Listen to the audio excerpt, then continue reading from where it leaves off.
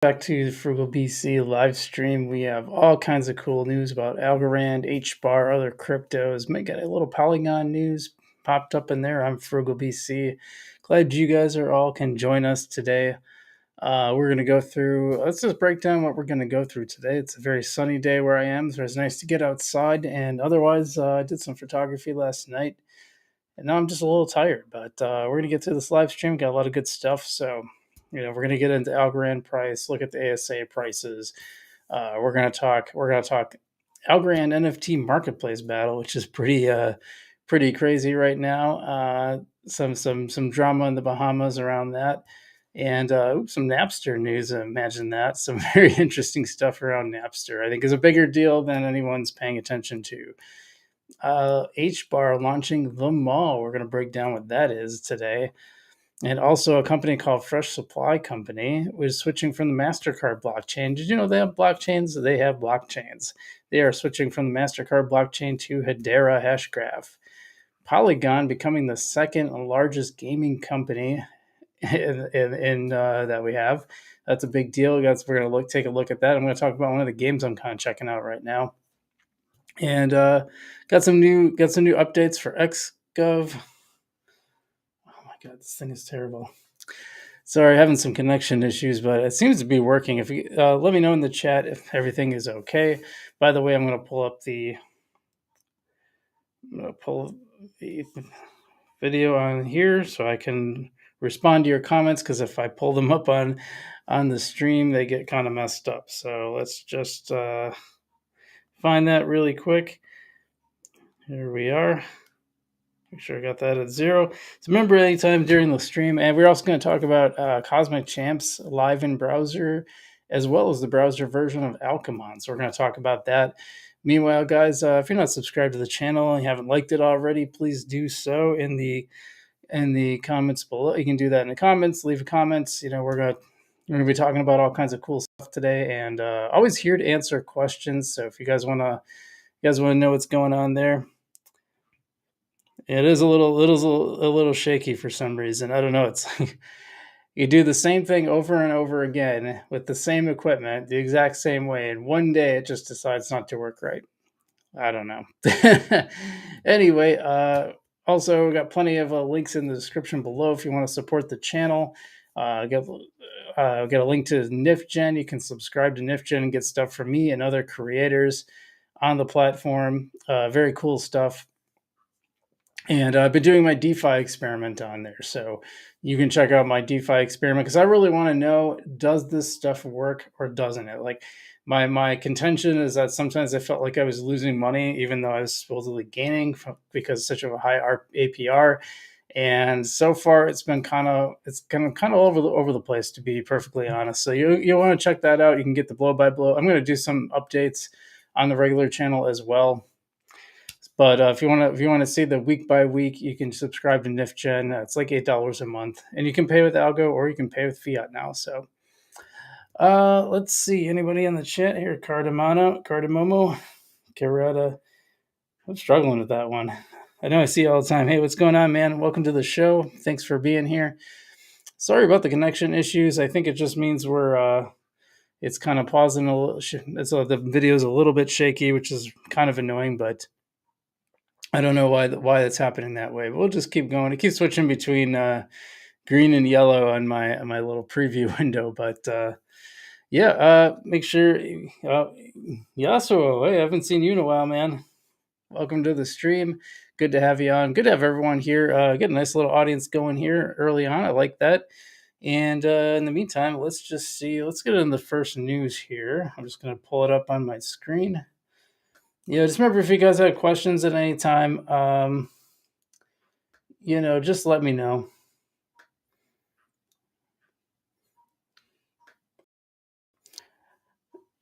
So this one's kind of interesting. As you know, there are a number of different NFT markets on Algorand. One of them is Algo X NFT, which I always thought was sort of a weird name. The platform is, how would I describe it? It's interesting.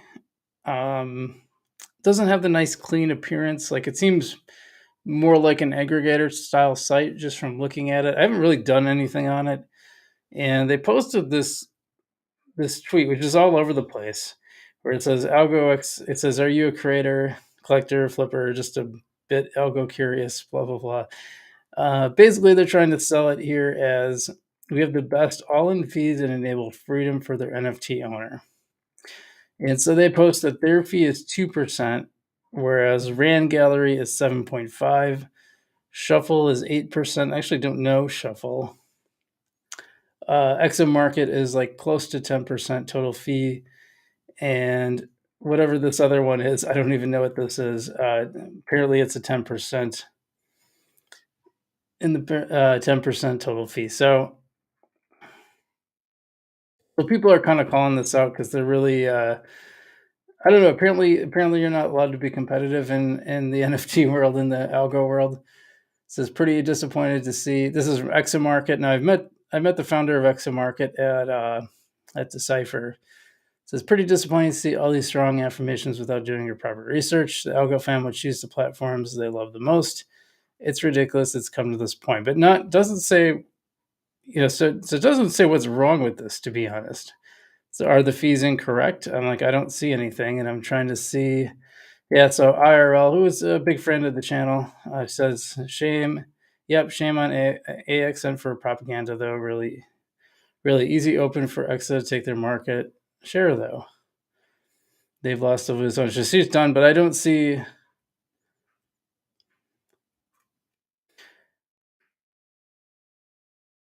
Yeah, so 10% on primary sales is what they have to. So kind of sounds like, or is that, are they talking about the other one? Okay, so they're talking about EXA. So that is EXA. So if it's accurate, what can they really say about it? I'm not sure.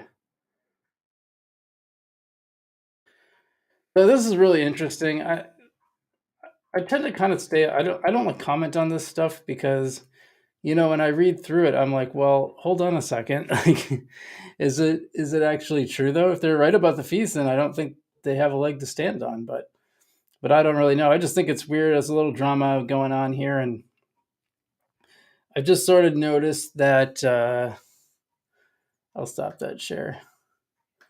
I just sort of noticed that there tends to be a lot of drama in the algo space, and people get mad about any platform that talks bad about any other platform, or even not even talking bad, but just like making a competitive case, seems to get dunked on. So Bilal with his platform, his fame token slash farming thing that he's doing. And it sounds like a cool thing. I don't know. I saw a lot of people dunking on him for that tweet, but again, nobody said anything specific about with proof about what he might have been doing wrong. Yeah, maybe if you don't like what he said, we'll just say like, hey man, that wasn't very cool. And you know what? I totally forgot to get into the charts. I just got so excited about that news, but that's our top story today. Let's look at the charts because we didn't get into the charts.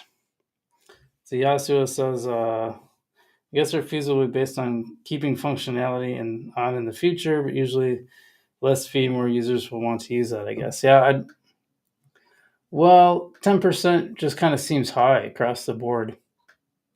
I used to be critical of eBay for charging 10% because that seemed like a lot, and then they changed it to a variable model. So you could be paying as much as 14 and 15%. I actually did a little selling on eBay, and I like completely closed my account out of protest because I couldn't believe how ridiculous that was.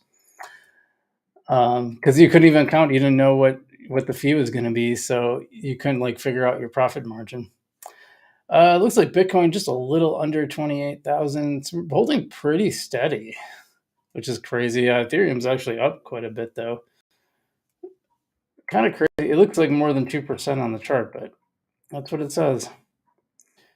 Yeah, XRP is around 50 cents. Had a huge pump last week, and then it's kind of just holding there for the most part. Not really a lot of movement. Solana's down a little bit. Everything's just like kind of holding steady, maybe down just a touch, which, in the crypto world, that's kind of holding steady. Just trying to look if there's anything interesting. Hedera dropped quite a bit, which is kind of a surprise. I got some good Hedera news. I don't know if you saw, if you saw the beginning, you know what's coming. But yeah, some good Hedera news this week. Aptos, feed chain, and Algorand sitting around 37, so and around 21 cents. It seems to be doing pretty well compared to when we were worried that it was even going to hold the top 40. Stuff like Arbitrum was holding up well. ApeCoin was surpassing it. Even I think Quant and ICP were ahead of it at one point. But yeah, that's Algorand. Algorand just kind of down 3%. Kind of like that's sort of the theme with Algorand not doing anything exciting. Speaking of, let's just go right to Vestige from here. Hey, what's up, Pat? Good to see you, buddy. Hey, yeah, guys, thanks for being patient. Last week I had to do it on Sunday. Last two Saturdays I just had things going on. So, well, look at this. Chips is now really taken off. It is up 13.5% in the last 24 hours. It's worth half a penny now, and it has the highest TVL. Last week when we did this, I was on top. So interesting that it overtook. Also doing very well on the week, as you can see. Looks like most of that gain was on the second half of the week there, but now it's chips, DeFi, Opulus. Opulus just kind of going up and down all over the place there. Prestige, Bank, Yieldy, Akita Inu is up. Votecoin, and DeFi, NIT as in definite, but yeah. And finite is the token, I guess, maybe, huh? And then Dharma Network. I've seen that one. I don't know anything about it. It's at like 8 cents now. I probably say that every week too. I usually put it on the ecosystem to inform me about what they have, not the other way around. They got to do their homework. You know what I mean? Let's see what looks like. Yasuo says something. So I was wondering how DeFi was showing. They have a lot of wallets. Yeah, that's the reason why they're close to the top now, is because they really made out well in the whole my algo attack. Which, by the way, I think I mentioned it last week, but they're starting to go after ASAs and NFTs now. So that whole saga is not over, and my algo has been pretty silent since the initial. They kind of gave an initial update on the investigation. I believe it was a couple weeks ago, and haven't said much since. I know these things take time, so we'll keep an eye on it. But we're definitely not going to let them get away with just like never updating again. I think the wallet's probably done. I don't see how they come back from this. But you never know. Tiny Man came back, but I don't know if it was as catastrophic as this was. But we'll see. Let's see. Now we can go to more news here. So I'm going to pull this up. So this is interesting. I have in my notes, Napster. That's right, Napster, which you may remember from the 2000s. Some of you were probably pretty young back then. I was in my early 20s around then, so definitely took advantage of companies like Napster and LimeWire, allegedly. Just want to point that out. Well, it looks like Napster is in trouble again. That's right. We're going to take a look at this one because this is something. And Algorand, I don't know if you know this, but Algorand had actually purchased Napster, at least according to the story.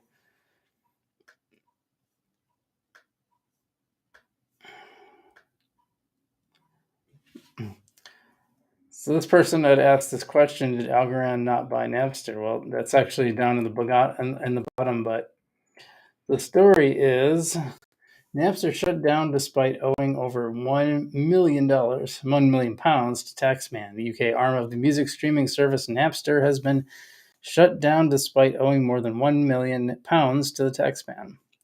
Napster Music owed 1.352 million to HM Revenue and Customs when it was placed into voluntary liquidation in March. Now this is the British wing of it, the UK arm. But let's see, the site, which dates back to the turn of the millennium, when MP3 music files were becoming popular, was bought last year by a company that aimed to relaunch it as a marketplace selling digital tokens known as NFTs for musicians. And skipping. Cryptocurrency companies Algorand and HiveMind Capital Partners bought Napster in May 2022, shortly after acquiring music streaming service LimeWire and launching it as an NFT platform. Prior to that, Napster had been bought by a British company, virtual reality business Melody VR, for $70 million. How much did they pay? Actually, they didn't say what Algorand and HiveMind Capital paid, but yeah, I think that's really interesting because the Algorand Foundation, and I don't know if this was Inc. or the foundation, but both of them have sort of a history of making bad investments and partnerships, and that is not a great one. Yeah, interesting. Like I haven't seen anything interesting about Napster since that news was announced. And LimeWire, God, what a disaster that was! What an absolute disaster! Um, from day one, they launched their LimeWire platform. They make this big deal about how it's this huge Algorand partnership, and then the first thing they do is launch their initial founding NFTs on ETH. Bad look. Stacey Warden was not happy. We covered that on the show. Stacey Warden was quite unhappy with that, CEO of Algorand Foundation, for those who don't know. And yeah, it was nothing on it looked very interesting anyway. It just didn't grab. There was nothing on it that said, "Oh gosh, I got to have this." So and Napster, I just haven't even heard peep out of. No marketing whatsoever. I don't know what they're doing over there, but it is what it is. So enough bad news for them.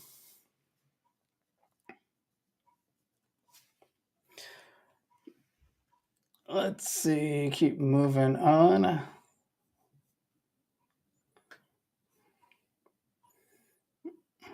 This is kind of an interesting one.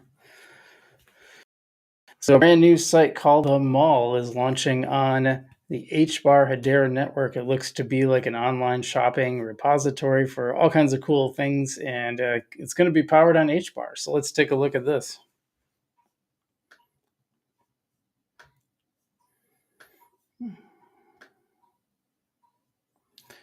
The Mall, which would be the number one brand and entertainment destination in the metaverse. Are you guys sick of hearing about the metaverse? I'm sick of hearing about the metaverse. The Mall, the world's largest virtual mall, and Bamboo Meta, a Web3 loyalty platform team up with Mars to launch Starburst Juicyverse at SXSW 2023. And this is a Dateline, Austin, Texas. So the mall and Starburst have teamed up to announce the launch of the newest virtual world, Starburst Juicyverse. That's so stupid. Oh, that is so dumb. Bambooverse would have been more interesting than Juicyverse. That just sounds so corporate. That sounds like something a corporate boardroom came up with. Yeah, Web3 loyalty. Yeah, we care about that. Fully immersive virtual world is premiering at SXSW 2023 at the mall, the world's largest virtual mall. So I don't know. Like, okay, the mall is the future of interactive social shopping. The mall is the world's largest virtual mall at 100 floors. The virtual tower is 100 million square feet of retail and entertainment space. The mall aims to be the number one destination in the metaverse. Well, if you're going to go here, well, I'll save my comments for a minute. So the mall is built using the Metaverse Engine, VR with VR capitalized, a web-based low-code 3D creation platform with enterprise-grade integration protocols to assure guest safety and security. So it's kind of, we partnered with Hedera. Here's the important part. We've partnered with Hedera to deliver virtual NFTs representing virtual floors and parcels of the mall. It comes undeveloped, but can be developed by Metaverse Studio or other 3D creative teams using the low-code Metaverse engine. That's kind of cool. So you'll be able to build your own store, sell your own products. Get a custom branded experience released to 7 billion devices and deploy in weeks. So I don't know if who this is supposed to be aimed at, whether this is aimed at bigger companies or smaller or everybody in between. Kind of interesting. Yeah, I couldn't find that either on the sale price on. So it kind of sounds like the metaverse version of Shopify. Like it's Shopify, but all in kind of one place. Pat made the comment that malls can't even make it in the real world.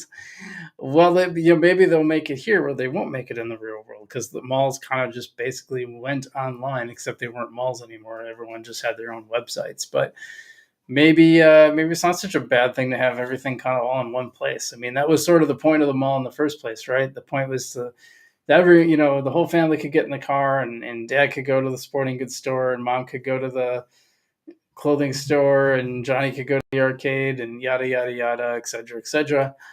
Um, it'd be kind of cool if they did something like Stranger Things themed, although that might be actually old now. But I remember when the mall. So when that season came out where they were in the mall, that mall was open for a while, and it was like a theme park, and apparently like was doing really well. And they only left it open for a little bit as like a theme park, and then just shut it down. I'm not really sure why. I think they would have done. I think they probably could have made a killing on that. But so I think this is cool news for HBAR. Will it be cool? I don't know. We'll see. Always hard to say with this stuff, isn't it? Seems interesting though. Let's see. The Matrix, yeah. Metaverses. Yeah, I'll do it like this so I don't look like I'm like hunching over here. But Pat says, I miss the classic arcades. What was your favorite arcade game? Let's see. To this day, I can't pass by a Pac-Man cabinet. Like if I see a Pac-Man cabinet, I gotta throw a quarter in. No, that doesn't happen very much anymore. But when I do, yeah, I love Pac-Man.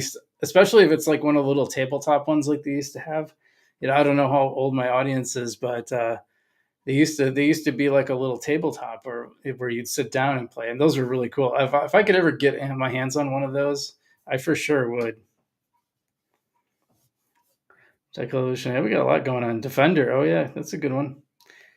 I remember playing Space Invaders when I was a little kid and thought it was the coolest thing in the world. And then, now here's a funny little story. When my dad brought home our first VCR, like my dad could not convince me that it wasn't a video game. He tried so hard to explain to me that it was for playing movies and not video games, and I just was not having it. Yeah, funny little BC story. Yeah, Pac-Man is great. Yeah, most of my childhood was no internet. Let's see what is next. We got more stuff. Oh, see, this is the kind of boring stuff. I want to bring this one up because this is the kind of boring stuff that I think is really, really important for blockchain companies. And we're seeing some on Algorand, we're seeing some on other spaces. The stuff that kind of happens in the background that you might not care about. This is where adoption really comes from, I think. And this is a big one. So the Fresh Supply Company has switched from its private blockchain at MasterCard. Now, MasterCard, a lot of people don't know, but some of these companies they're using blockchain technology, even if it's not, one of the cryptocurrency coins. Anyway, Fresh Supply Company switched from MasterCard's blockchain to the Hedera Hashgraph network. Now, you remember when I said that my thought was that there was something that these bigger companies saw in Hedera, and that's why so many of them joined the governing council, and why there seems to be so much, traditional company support for Hedera versus the other blockchains. This is the kind of stuff I'm talking about. Let's take a look here. Oops, we already got that open. Just take me a second here.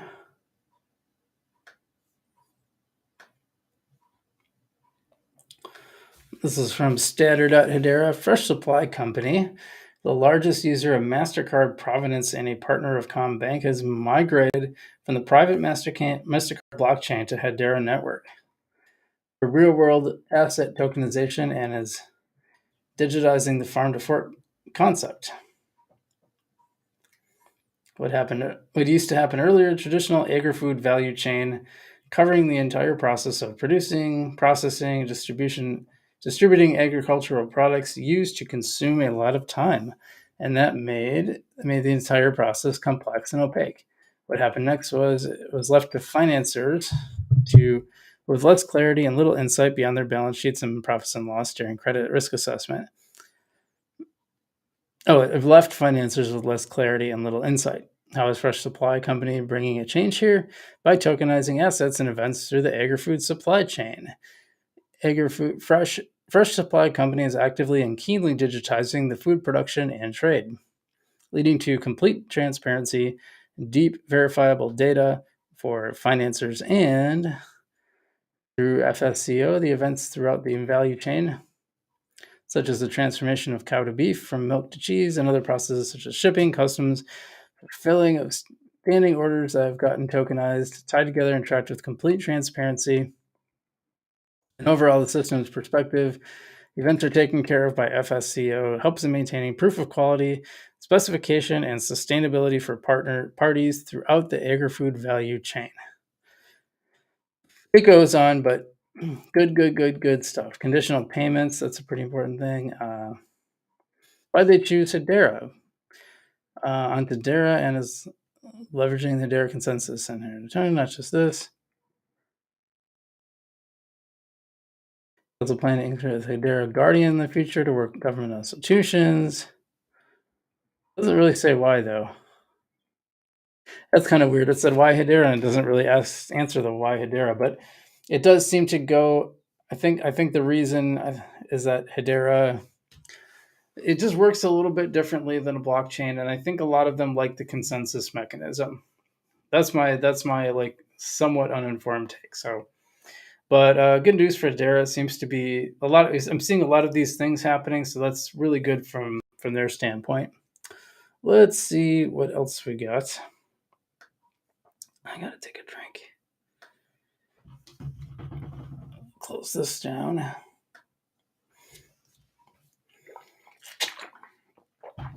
I thought this was a really interesting piece of news.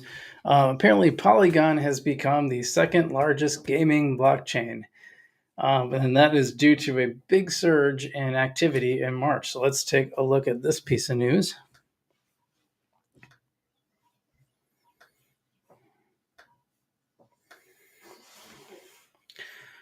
Polygon overtook Hive for the second spot last month, with Hunters On-Chain RPG partly driving the growth in unique active wallets. I'm going to tell you, I actually tried out this game. It's another one of the Unity Engine games. It's actually pretty fun. It seemed to be just a demo right now. You can play the practice mode with a bunch of different characters and 3 different game boards. It's kind of simple, but it's also it's one of those games where it looks really simple, but there's a little bit of just enough strategy involved to make you want to keep coming back and playing it. It's really fun. The characters look kind of like Minecrafty, but you go around attacking things, and I'm not doing it justice, but it actually is pretty fun. It doesn't look like they have any blockchain elements involved yet, but I think that's coming. Surging user activity on Ethereum Layer 2 scaling solution Polygon in March saw the network become the second largest blockchain gaming network in terms of unique active wallets. According to the Blockchain Games report published by decentralized application analytics platform DappRadar, the number of UAWs engaging with games on Polygon hit 138,081 in March, marking an increase of 53% from February. That's a big increase. And you can see this chart here. I just want to skip down to this chart. Wax is still like way up, way up. It's just one of the top developers on there, followed by Polygon, then Hive. If you know Splinterlands, that is on Hive. BNB chain apparently is pretty popular for games, I guess, and then Catlin. That's really interesting. So they say a significant amount of UAW increase in Polygon was down to Hunters on Chain game by Boomland, which has seen a UAW increase of more than 17,000% over the past 30 days. Launched in January, Hunters on Chain is a Web3 adaptation of Boomland's mobile game Hunt Royale. It is a free-to-play role-playing game with non-fungible token integrations. and similar looking style to Minecraft. Yeah, that's kind of what I saw, except it didn't look like you could actually, maybe you have to connect it to a wallet before you can do more stuff, but it didn't seem like there was a lot of pathway to do that. But yeah, you should go check it out, by the way. Hunters on Chain, just do a web search. You'll see, you'll get there, find the website. You can play it in your browser. If you have Android, you can play it on your phone. You can't do it on Apple, I found out. Apparently, it was pretty big. Just seeing if anything else interesting. Yeah, not really. Yeah, so that's cool. Like I said, definitely go check out that game. It's pretty fun, and it doesn't cost you anything, as far as I know. I'm not sure. I have my doubts about Web3 gaming in general, but we'll save that for another video. And then one last thing I want to talk. Well, I got a couple things actually, but this one is this one's pretty interesting. So last week I did a video on XGov. XGov is, you can sign up for it now, but the actual XGov is coming in the future. It'll be the next period the actual XGov will start. Right now you can just opt in. I did a video kind of breaking down XGov, what it is. I should have a couple people coming on, possibly on next Saturday's live stream. If not, maybe we'll do a separate one with them. And I got a couple of people coming on to talk about that. Oh, and did I mention John Woods is coming on Monday? Let's go check. Be here on Monday morning at 10 a.m. Central Standard Time to watch that, because I got some questions, man. We're gonna really get run them around the roses here for for an hour or so, and just I got all kinds. The main thing I want to ask about is ISO 20022. I really want to get some clarity on that. I got a bunch of other things I want to talk about too, but that one I've been waiting for someone technical that I can discuss that with. So anyway, getting back on XGov, it looks like XGov commitment on folks' finance is irreversible. So you got to be careful of that. We're going to check that out right here.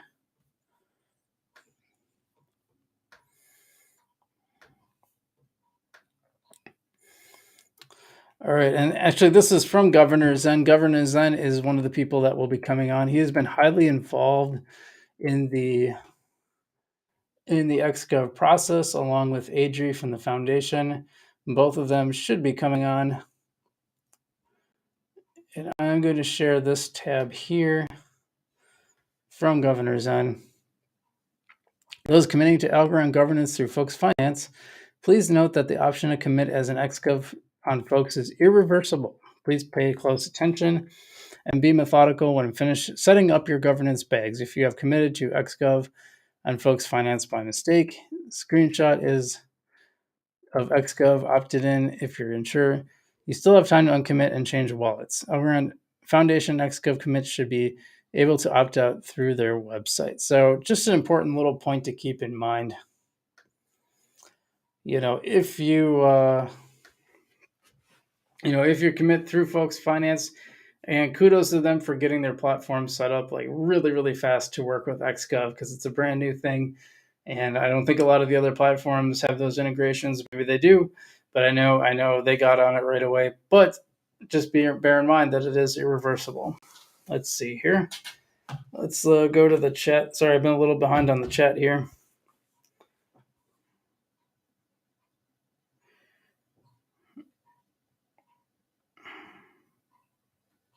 Yeah. So Pat says, is the blockchain gaming market really growing? I don't know. I don't.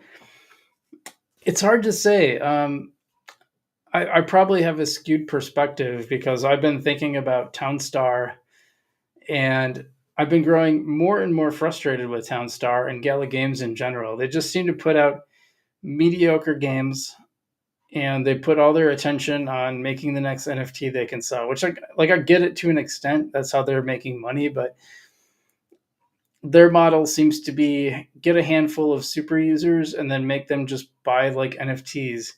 And if you think about it, it kind of makes sense. You've probably heard of the Pareto principle. If you haven't, it's the idea that 80% of your results come from 20% of your effort or from 20% of your users. It's sort of this distribution that seems to show up. 20% of your employees will be your top employees.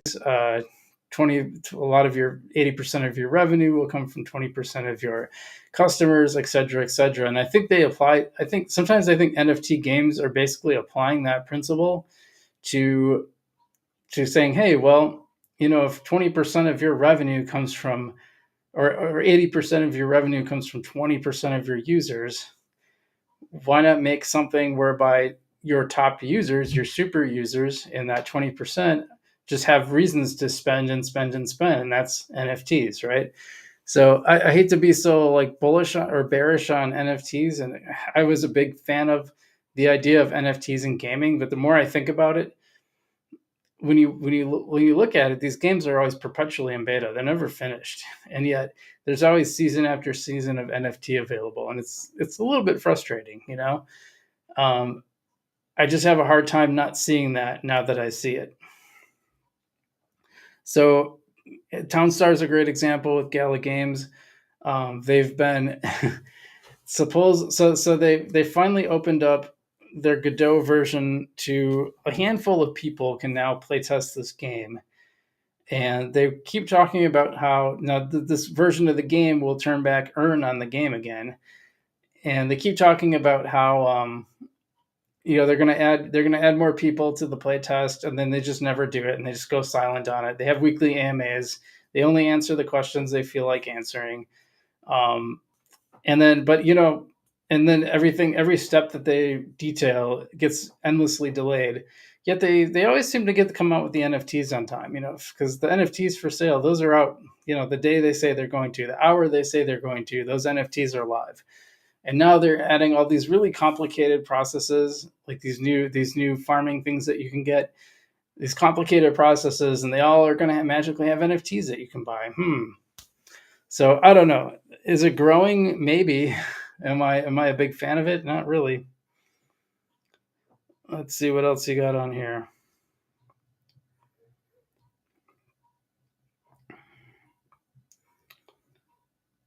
Yes, who else says got lost? Love Pac-Man, but got lost in PS1. How much would such projects use? Well, the thing about Algo is like it's so cheap. It's one of the cheaper ones out there, so it might work really well. Yeah, Pat says he's looking forward to the Woods interview. Yeah, he actually reached out to me, which is pretty cool. I did that reaction video to him being on BitBoy, and we follow each other on Twitter, and he DM'd me and said, hey, we should put this together. I'm like, that's cool. I'll do. I had the idea to have him on. I wanted a reason to reach out to him. Like I wanted some kind of like reason to anchor it to like maybe one touch nodes or something. And we're going to talk about AlgoKit and one touch nodes and all that good stuff. I'm sure he's got a lot of stuff that he's going to want to promote, and that's cool. But I definitely got some questions I want to ask too. Let's see. Yasuo says I haven't seen any high quality game on any chain. Yeah, they're never very high quality. The one that's being made on HBAR looks good, but we'll see. None of the Gala games have impressed me very much. And the economy's never worked. The play to earn just doesn't seem like it works at all. Well, speaking again, now that I just trashed play to earn gaming, Cosmic Champs has its browser version live. So you can now play Cosmic Champs in your browser. You still need the early access NFT, which you can go buy if you really want to, if you really want to play this. I'm trying to think how long it's been since this has been out. Was it fall? I think it was fall when this came out, maybe even summer when the beta version went up. So, and there's still no Apple iOS version. Again, another game that's been in perpetual beta. I'll be fair, there's still some time left, so I don't want to say it too early, but it is nice that you can play on there. Now, it didn't work for me. I tried logging with my Pair wallet, and my wallet just froze after the scan. It scanned and it just froze and wouldn't do anything. So I couldn't actually play it. Speaking of play to earn games, the Alchemon game apparently you can play in browser too. Now it's just a test version, just like the Cosmic Champs one. But I think that's good because who wants to download this more stuff on your computer? You just don't want to. So it's nice that that's on there. I think that's really cool. Let's see. WC says now achieving celeb status. Yeah, I don't know. We'll see about that. It was cool that he reached out though. I thought that was really nice. So I met him at Decipher. We got to chat, and I wanted to interview him, but when I happened to catch him, he was just heading to like kind of a full slate of panels and things. And he had told me this was the first day of Decipher, and he said, "Yeah, come if you can come find me the second day, we'll do it for sure." And then the second day, like, just never crossed paths with him. There's a lot of people there, and it was kind of Decipher was really interesting because not everybody. How do I put this? Some people looked like crypto people, and then some people didn't look like crypto people. They looked like the type of people that you'd expect to see at a 7-star resort, which is what this was where this was held. This was a 7-star resort, the world's only 7-star resort in Dubai. And yeah, so I couldn't get a good sense of them. Like, well, are they hotel guests that just wanted to wander through here? Or like a lot of them looked like really dressed up, like they were going to go to a cocktail party. And then there were, people in like t-shirts and jeans, like typical dev people, and that's why I thought that comment from Crypto Mason about something like smells like crypto people in the room or something. I'm like, I wasn't mad about that because it was insulting. It was just so uninsightful. It seemed like the comment that someone would make that wasn't there, because that was not the situation at all. It was actually quite different than that. And I guess that's what I think that annoyed a lot of us, because the foundation basically paid for him, and Meg Bzic, or whatever her name is, his girlfriend, who's also a crypto YouTuber, basically paid for them, all expenses to come there, and like it seemed like they were barely there. And then here's those of us who are like actually covering Algorand, and doing a lot of work behind the scenes to we're basically promoting Algorand. I mean, I don't think of myself as a promoter. I think of myself as a critical eye and someone who's just trying to like bring the truth to you and find out the truth for myself too. But what we're doing here, I mean, we're bringing more awareness to Algorand than anybody. And I guess that foundation did help out a little bit with some of the YouTubers. I did not take any money from the foundation, nor would I, or from Inc. Either one. I don't want any money from the only help I got was from NifGen, and frankly, I wouldn't have went because it was a really long ways away. Let's see. Yeah, so Pat says I should interview the new algo marketing person. Yeah, I want to let her get her feet wet for a little bit first.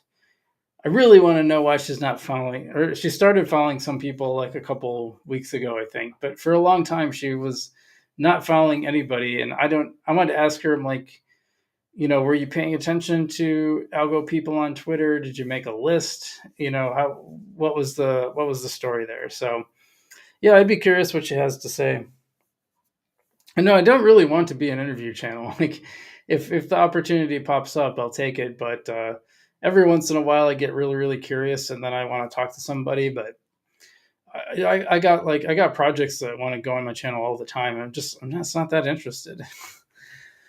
Because frankly, a lot of them just, I don't mean to be mean, but a lot of them just aren't very good on camera. And I wasn't good on camera when I started. Like what you're seeing now is like 2 years of weekly reps, getting, and I'm still not great on being on camera, but I'm a lot better than when I started.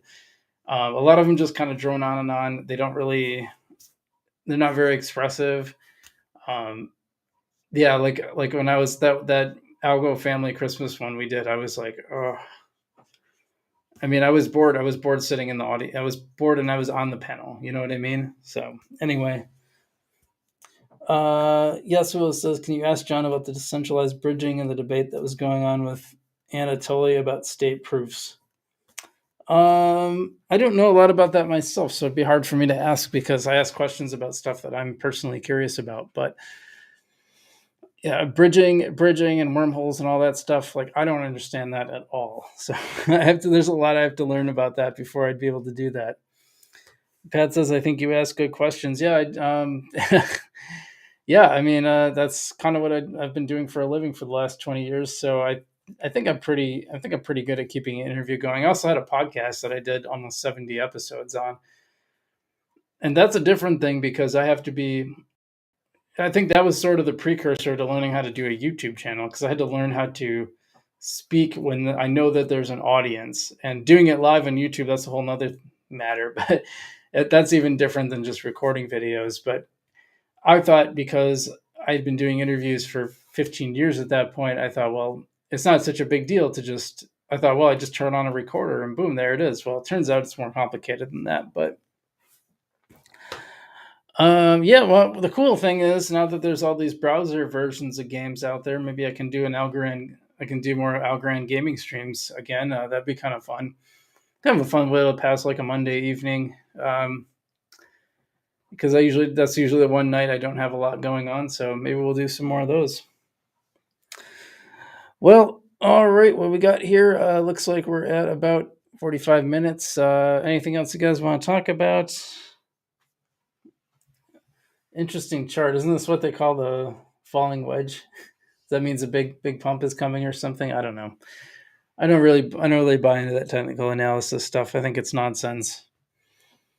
I never see it used to actually predict anything, and then I never see them go back and see, I said this yesterday and this is what it did. It's usually like, oh well, we're seeing this resistance line, so if it goes below this line, we could be looking at lower things, and if it goes above it, it'll go up. Maybe it'll go up. So it's always like really couched in specific language, vague language. So that's why I'm not a big fan of TA. Yeah, otherwise, that's it for this week. Like I said, pay attention Monday morning. We'll have John Woods on. Obviously, all my live streams are available after the fact, so you can check those out as well. I'll probably pull a clip or two from there that seems really good, so we'll have that coming up.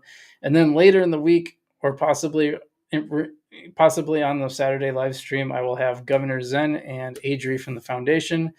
Adri's from the foundation, not Governor Zen. He's been working on this just because he cares about it, and apparently has time at his hands. I got to ask him what he does actually, or how that's possible. But apparently he's got the time to work on this stuff, and he's been helping with the foundation. He says that he's going to convince me that XGov isn't just for big whales. So I'm looking forward to that. I want to see what he has to say. His stuff is great. I've relied on it a lot for my XGov reporting. So let's see, anything else? Hey, you're welcome, Pat. And yes, Will says maybe a better TA is being able to identify the true narrative around communities at times through media. Yeah. Yeah, we'll see. All right, guys. Well, thanks so much for watching. I appreciate it. I appreciate you guys joining me. I think this was really fun. On a personal note, I watched the Netflix show Outlast, and that is like crazy television. Go watch that. We'll talk about it next week, maybe. Just for a little break from non-crypto stuff. But otherwise, I'm FrugalBC. Appreciate you guys joining me. Stay safe out there. Not your keys, not your crypto. Make sure you get your stuff off of exchanges. And as always, I will see you in the future.